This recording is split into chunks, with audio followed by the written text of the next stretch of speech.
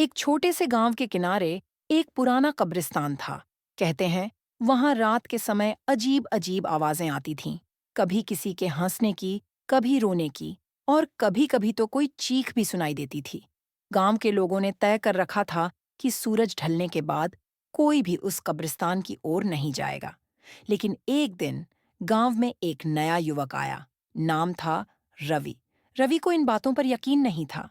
उसने गांव वालों की बातें सुनी और हंसते हुए कहा, ये सब तो बस डराने की कहानियां हैं। मैं आज रात खुद जाकर देखूंगा कि वहां क्या है। गांव वालों ने बहुत समझाया, लेकिन रवि नहीं माना। रात को 12 बजे रवि एक टॉर्च लेकर कब्रिस्तान की ओर बढ़ा। जैसे ही वह अंदर दाखिल हुआ, एक अजीब सी ठंडक ने उसे घेर लिया। हवा चलना बंद हो गई। चारों तरफ सन्नाटा था। अचानक उसे कब्र के पास एक सफेद साया दिखाई दिया। वह धीरे धीरे हवा में तैरता हुआ रवि की ओर बढ़ने लगा।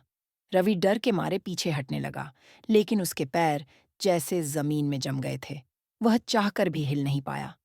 वो साया उसके पास आया और धीरे से बोला, तू क्यों आया है मेरी नींद में खलल डालने? रवि कांपते हुए बोला, मुझे माफ कर दो। मैं सिर्फ देखने आया था कि ये सब सच है या नहीं। साया कुछ देर चुप रहा, फिर बोला, अब तू जान चुका है कि मैं हूं, अब तुझे यहीं रहना होगा।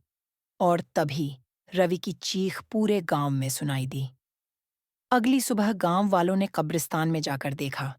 रवि की टॉर्च एक कब्र के पास पड़ी थी, लेकिन रवि खुद कहीं नहीं था।